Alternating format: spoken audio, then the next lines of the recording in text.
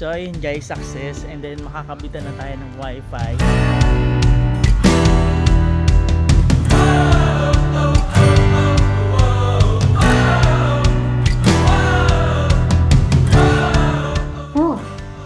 Kawakas.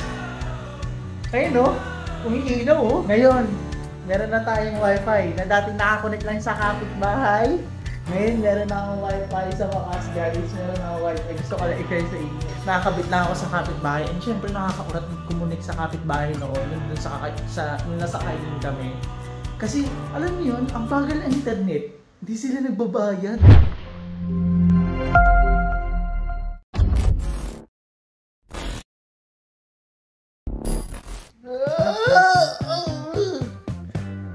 Good morning guys. Ay, mali. Good afternoon na pala, 12:11 na, 12:11 PM. And kakagising ko lang siguro mga 12 or mga 11:50 gano'n. And ayun, tanghali ako nagigising guys kasi lagi akong puyat.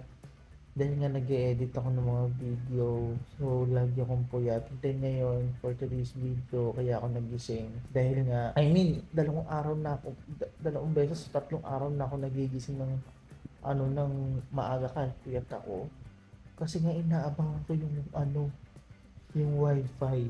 So, ang topic natin ngayon ay wifi. Yes po, tama po kayo nang narinig dahil nagpakabit po ako ng wifi. And ilang beses na ako nagpakabit ng internet. But, ayun, hindi ako na-approve. Laging duplicate yung account ko, convert. So, ayun. Alam nyo, una ko apply yung pangalan ko, pati ID ko. Nag-accept naman siya. Pero, ayun, nag-error dahil wala kang nag-send sa akin reference. So, inulit ko yung application ko. Wait, nagtatayo ako. So, inulit ko yung application ko. And then, pagka-ulit ko yung application ko, nag-duplicate naman yung account. So, ayun, nag-error na siya. Tapos, inulit ko ulit, pangatlong beses, baka magawa pa ng first time mag-apply. So, inulit ko siya sa pangalan at ID ko. Wala na, duplicate na talaga yung account ko. So, hinayaan ko na. Ang ginawa kong second option yung kay mama. So, sa second option naman, hiniram ko yung ID ni mama tapos pangalan ni mama. Tapos, ang email na ginamit ko doon, yung email ko, mali ako. So, sabi, bawal daw yung email ko. So, inulit ko ulit. Pagka-ulit ko ulit na apply, ayun, biglang sabi naman daw, duplicate ulit yung account.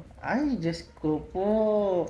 Tapos ngayon naman, nag-apply ako, ginamit ko naman yung sa kapatid ko, yung ID ng kapatid ko, tapos pangalan niya, ang nangyari, di ko alam, na-approve naman siya, but di ko alam ba't wala sa akin kumukontak, ilang araw na. Tapos after yun pala, nung pagka-apply ko sa kapatid ko, ginamit ko naman yung pangalan ko ulit, pero kumausap na ako ng ahente. And then yung pagkausap ko ng ahente, nakarang araw pa, and yung nakarang araw na yun, kinabukasan daw makakabit na. And then umasa ako. So, walang dumating. Tapos sabi, bukas daw po sir, ganyan, ganito. Tapos wala pa rin. Tapos winarla ko na siya nung gabi kasi nga syempre umaasa ako. Siya rin kasi nag-entertain sa akin first. So ayun, nahiyaan ko na lang. And then, eto ngayong pang-apat na araw, pangatlo. Alam ko ilang araw na. So ngayon, sabi ko, hello sir, pwede ba makahingi ng update? Tapos sabi niya, yes po, for prior na daw yung yung sa akin. Pakihintay na lang daw. Ganyan sabi niya sa akin. So, ayun, hindi na ako matutulog nito. Kasi tanghali talaga ako nagigising guys kasi nga puyat ako. So ayun, hindi na ako matutulog nito dahil hihintayin ko sila. Then ayun, good afternoon sa inyo. So ayun yung topic natin ngayon for today's video. Kakaroon na tayo ng wifi sa bahay kasi ang tagal kong nag-antay dito na magkaroon ng wifi sa bahay. And ngayon, di pa ako masyado makapaglinis dito sa bahay, but try ko siguro mamayang gabi o bukas kasi ililipat ko na yung mga aso ko dito sa bahay. So mamaya pala dadaan din ako ng kaingin para tignan yung kaingin dahil nga gigibain na doon by Monday. So titignan ko yung doon yung eksena mamaya kung ano mangyayari dahil nga mag-aalisan ng mga gamit. Although wala naman na nakatira doon as in lahat. Wala na talaga guys. Gigibain na lang siya. Lahat doon. Ngayong Monday bukas. So gigibain na siya. Kukunin ko lang ibang gamit doon ng mama kasi may gamit pa daw siya doon. And then yung aso, kunin ko. Tapos, ayun, titignan lang natin yung kalagayan doon sa kaingin. So ngayon, papawisan muna ako guys. So habang inaantay natin yung magkakabit ng wifi for today's video, pati na rin ako matulog. Ikilos na tayo. Let's go!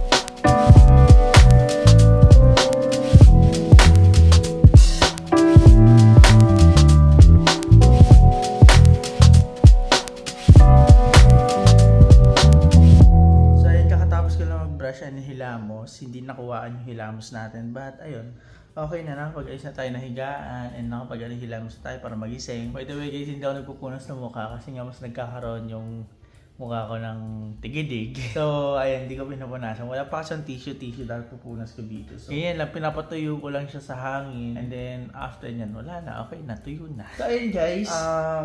Ito palang kama na to guys. Soon. Bibili din tayo ng kama.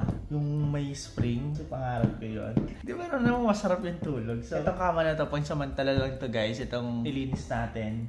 Kasi marami pa akong balak dito sa apartment na to. But yung balak ngayon hindi naman yung grabe guys kasi hindi ko naman to bahay. Pero papagandahin ko lang yung yung loob para kapag ako nag-vlog, syempre isa rin yun sa mga asset ko kapag nag-vlog ako. Maganda yung view. So ayun, papagandahin natin to. Magkakaroon ng isang kwarto dito sa guys, sa may itong studio room ko. Magkakaroon ng isang kwarto. And then hindi pa siya nasisimulan dahil wala pa tayong panggastos. That's why na more vlog ako and then kaya dito, kaya doon. Kaya ayan, para meron tayong panggawa dito sa bahay and then pambili pa ng ibang mga gamit. Actually guys, hindi ko talaga siya naayos yung mga iba kong gamit dito dahil nga kulang pa ako sa mga gamit. Kulang ako sa mga dish rack, yung lagay ng mga plato, sa may labahan, so madami pang kulang yung mga rack. Madami pang kulang dito sa bahay, but ayan, thank you dahil sa pag-support nyo sa akin dito sa aking living alone and then solo independent na vlog, then buhay, life, ayan, so marami kayong abangan dito guys, and etong view na to na kung nakikita nyo, ayan, view na yan, yung view na yan, view na yan. So ayan, kung nakikita nyo yung view na yan, magbabago yan soon, basta meron na tayong panggastos, but unahin ko lang yung mga priority ngayon. And ayan, kaya. Naniniwala ako kasi naniniwala kayo sa akin, so maniniwala ako sa sarili ko dahil una pa lang mataas naman yung yung views natin dahil ayun, syempre may nanonood pa rin sa akin, di ba? So thank you guys sa inyo dahil sinusupport nyo pa rin ako. So ayan, marami kayo abangan dito sa apartment na to. Dami kong chika. And abangan na lang natin yung mga magkakabit ng wifi, update natin kung nasa na sila. And then kung ma-update natin. Ilang araw na ako nagtitiis guys sa walang wifi. Buti na lang meron tayong mabait na kapitbahay at nagpa-connect ng wifi. Kasi nga umaalis ako dito, madalas akong umaalis dito sa sa apartment dahil nga wala ko. And then nag-vlog ako sa kingin tapos din na ako mag-upload kasi mabagal dito signal ng SIM card. Ayun. Buti na nagpakabit ng wifi yun, and thank you so much. Thank you so much kay Kuya Jerome. Ayan, thank you. And then ayan guys, magkakaroon na tayo ng wifi. Sana totoo na kasi ilang araw ako nagtiis dito, siguro half month na. Ayan. Malapit na mag-half month. So ayun, dapat sana makabit na para naman tahimik na tayo sa bahay and then makapagsimula tayo ng maglinis. Kahit kulang pa lang yung mga gamit natin. Kung napanood nyo nga sa vlog ko, diba, yung map natin, wala tayong map. Wala tayong tornado, so sikapin ko makabili ng tornado map para mas mapadali yung linis natin kasi dito sa kapitbahay naman merong vacuum so manghiram din tayo. Makapal lang yung mukha kasi wala pa naman tayo sa ngayon wala pa tayo sa ngayon, so yan, step by step yan, so kakayanin. Alang-alang kayo ng pinsan So ayan, nandito na yung magkakabit ng internet, and then meron tayong problem dahil meron akong babayaran na permit.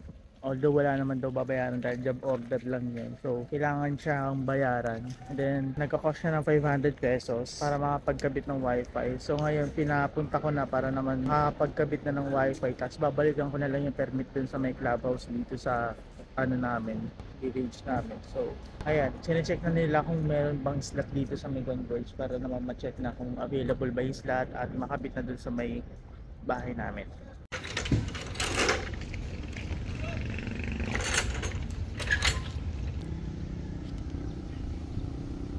Meron dito. Isa lang din, isa. 30 naman. So ayan guys, narinig nyo naman yung usapan kanina, and then ayun yung mangyayari.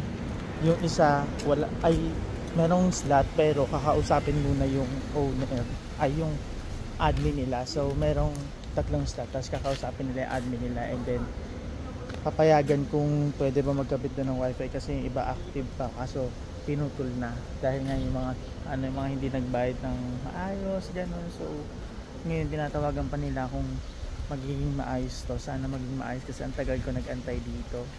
Kaya hindi tayo nakakapag-upload pa about living alone dahil nga inaantay ko pa tong wifi. And kaya nag-focus muna ako mag-vlog dun sa kaingin. So sana makabit na to dahil ilang araw ako nag-antay. And nakwento ko na sa inyo kung paano yung naging proseso nito. So ang tagal, ang daming proseso ang ginawa para na makakita ng wifi. So sana matuloy na tayo. So ayun guys, success. And then makakabitan na tayo ng wifi. And may problem lang dahil ayun, kailangan din i-refer talaga yung slot. So ayun, sana ma-activate siya kahit hindi pa nire-refer yung slot. And may assurance naman daw talaga na mare-refer yung yung box. But ayun, happy tayo dahil makakabitan na tayo ng wifi. And then ayan, inaayos na nila yung slot doon, tapos kakabitan na nila ng wire para maayos na nila to, and then makapagawa na sila sa ibang lugar. So ngayon inaabangan ko lang sila, and then papakita ko sa inyo kung paano nila to gagawin. So ayun guys, ngayon may babayaran lang tayo sa permit, yung 500 niya. So ito, inasikaso ko na siya. And then ang layo, ang init. Naglakad ako kanina, wala, ang layo. So yung papapirmahan ko lang to para mabayaran na natin. So ngayon guys, pabalik tayo din sa may apartment ko. And nakita nyo naman kung saan ako nanggaling. So nanggaling ako ng clubhouse, tapos nagsulat ako ng form, tapos pina-forward ako dito sa may barangay para kumuha ng barangay clearance. Tapos ngayon pabalik ako ng ng apartment para ibalik yung susi. Kahit kasi nga nandun yung yung installer. Ayan, balikan lang yung mangyayari. Sobrang asikaso nito. Eh, hindi ako aware na grabe biglaan to. Kasi mga kapitbahay ko hindi naman daw pala nagbayad ng ganito, and then wala silang inasikaso ganito. So parang job order lang inabot nila, and then walang inasikaso as in. So ngayon ako nag-aasikaso. Sobrang asikaso. Ang init-init. Tapos alam nyo ba, hindi ako nag-aasikaso ng mga ganito first time. So grabe, ang lala. Akala ko magbabayad na ako ng permit, pero may ganito pa. Hindi inaasahan na may paganto. So after na apartment, pabalik naman ako barangay hall ulit. Tapos after barangay hall, clubhouse. Upo, pabalik-balik. Iiwan ko yung susi kasi sakit ako sa apartment.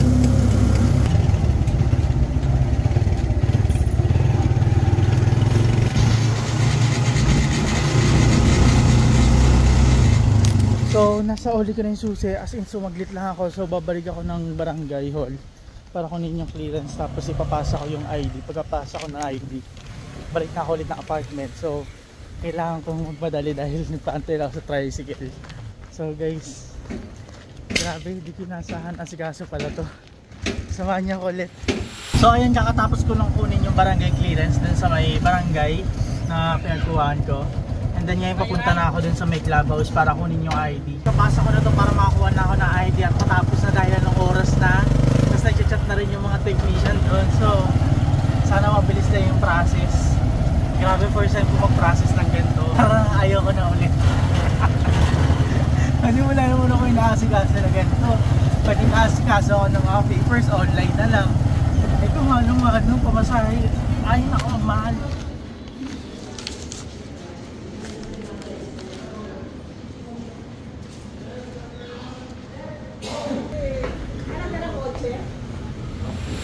So ayan guys, kakauwi ko lang ng bahay. And pasensya na kung may maririnig kay electric pan na kasi gusto ko magpahangin. Pero wait lang, try ko lumayo. Para hindi masyadong rinig. So ayun na nga, pagod ang tanghaling tapat na to. So wala akong machika kanina dahil nabigla ako sa nangyari. And then syempre, hindi ko inaasahan na ganito pala yung eksena. So yun na nga. Kanina iniisip ko lang kung paano makakabitan ng wifi, kung magkakaroon ba talaga ng slot dito sa sa lugar namin. And kasi ubos na yung slot. So dinasal ko. Sabi ko sana mabigyan na ng slot kasi tagal ko tong inaantay. Eh di okay na. Pagka okay, ay naikakabit na nila. And aware na ako na may babayaran. Nung una hindi ako aware na may babayaran na 500 para sa pagkabit ng wifi. And ayun, habang nagkakabit sila ng wifi, pinaasikaso na sa akin yung babayaran para doon sa, sa may permit, 500 pesos. Eh syempre sila, inaasikaso na nila yung wifi. Ako naman papuntang clubhouse. Ito na yung nangyari. Lakad ako sa mainit na tapat. Hindi ako naglalakad sa init. Paglakad ako sa sobrang init, hindi nga ako nalabas ng sobrang init. Ayan na nga, naglalakad na ako sa sobrang init. And then, ayan, hindi ko kinakaya yung init hanggang sa nakarating ako sa kanto namin. Doon ako nag-abang ng tricycle papuntang clubhouse. Babayaran ko yung permit na 500 and then syempre hindi natuloy yun dahil kailangan ko daw muna papirmahan yung permit.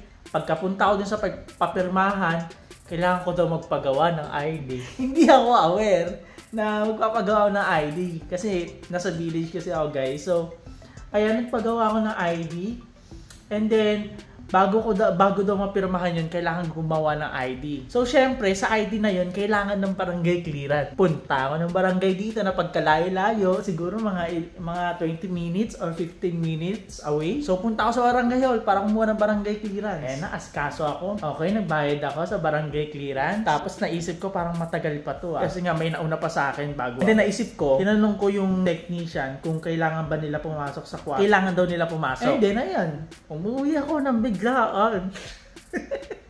So, nagbayad ako sa pamasahe, 60 pesos. Papunta dun sa amin. Papunta dito. And then, simula barangay hall, papunta dito. So, sumaglit lang ako dito. Inabot ko lang yung susi, tapos alis kaagad ako. So, 120. Malinis. So, ayun na nga. Pagkadating ko dun, hindi pa natatawag yung kasama, yung nauna sa akin. So, ayun na, maya-maya natawag na, tapos ako na yung sumunod, tinawag Jedi ko, tapos nag-picture ako. Pagkatapos ko picturean, mga ilang minutes, ayun na, binigay na yung barangay clearance. And, pagkatapos ng barangay clearance, dumiretso na kagad ako sa clubhouse. Ito na yung nangyari. Pagdating ng clubhouse, break time daw! Etong galgal na ako, ganun pa yung mga nangyayari. So, break time daw, mag-antay ako ng parang 20 minutes ata yun kasi parang 1:10 yung balik nila. Nakarating ako doon mga 12:48 ganon. So, antay daw ako. Tapos nagbigay na ng number. Buti na lang pang-4 ako. And akala ko matagal siya. Buti na lang mabilis lang din. Nagantay lang ako ng simula 12:48 to 1:10. Ayun yung inantay ko. Tapos mabilis lang rin yung process. Ayun, dumiretso na ako ng counter para bayaran na yung 500 para dun sa wifi na pagpapakabit. So, ayun na nga. Ngayon, nung na-process na, umuwi na ako. And sa wakas, andito na ako sa apartment at nakakita ko na yung wifi. Gusto nyo makita? Wait lang.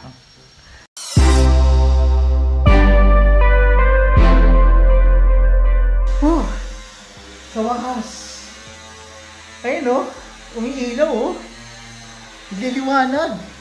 Ilang araw kita inantay para lang magkaroon ng wifi. Apply para lang magkaroon ng wifi. And ayan, ngayon, meron na tayong wifi na dati nakakonect lang sa kapitbahay. Ngayon, meron na akong wifi sa wakas, guys. Meron na akong wifi. Gusto ko lang i-share sa inyo. So, noon kasi, nakakabit lang ako sa kapitbahay. And syempre, nakakaurat kumunik sa kapitbahay noon. Nung nasa kainin kami. Kasi, alam niyo yun, ang bagal ng internet. Hindi sila nagbabayad. Oo. Minsan nga nireklamo ko yun Sabi ko, bagal mo yung internet nyo. Mawala kayong pakundangan sa nakakonect sa inyo ng mga kapitbahay nyo.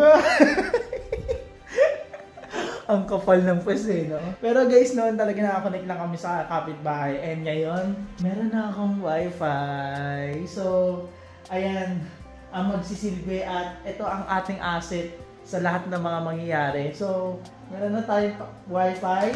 And syempre, sa atin nakapangalan yan. Ay, natutuwa lang ako kasi meron na akong wifi. Yay! May wifi na kami.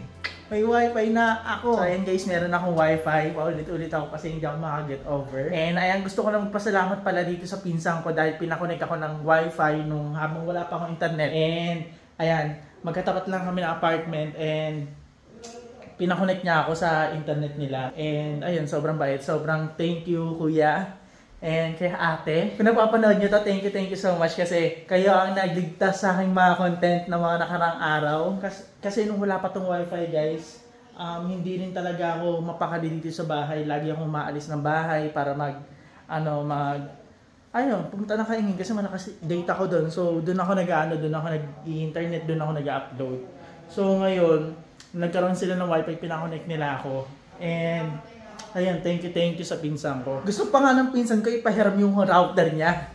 Sabi ko, wag na. Siyempre, nahihiya rin ako, nakikoconnect lang tayo. Siyempre, gusto ko rin ng sarili kasi nga, kaya nga tayo nag-apartment para matuto ako sa sarili ko. So, ayun, kahit na nag-offer yung pinsan ko, hindi umataka yung pride ko. Parang gusto ko lang magkaroon lang din. Kasi nakakahiya kapag ganun guys, na pinakonect ka. Siyempre, mahiya din naman ako, no? So, ayun, kaya na pagpakonect ako ng wifi, wala nang masabi kasi nanghina na ako sa init. Alam niyo ba, kapag galing ako initan, atake ako ng nosebleed.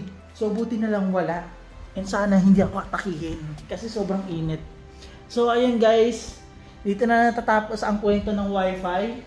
And sa wakas may wifi na rin tayo. And thank you so much. Meron na. Sa daming prosesong pinagdaanan, meron na. So ayan guys, don't forget to follow my Facebook page nga pala, Jeco TV. Everyday upload ako doon about mini vlog, about sa mga nangyari dito sa life ko. And dito kasi sa YouTube is alternate ako ng upload every 2 days or 3 days kapag hindi ko kinaya mag-edit ng agad-agad 3 days kasi nga syempre kilala niyo naman ako mag-edit. Hindi ko alamin ko ano si Chika ko. So dito na ako magpapaalam guys. Hanggang sa muli. Paalam.